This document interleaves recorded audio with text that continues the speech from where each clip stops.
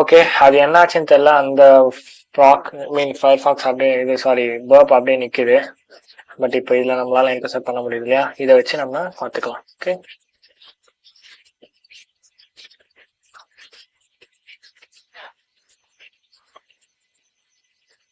Okay.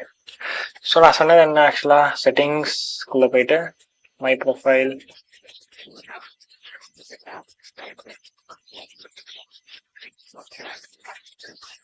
Settings இருக்கணும்.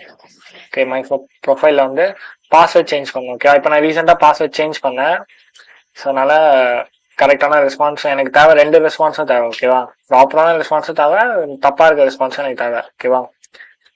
So இப்போ நான் அகைன் நான் என்ன பண்ண போனா,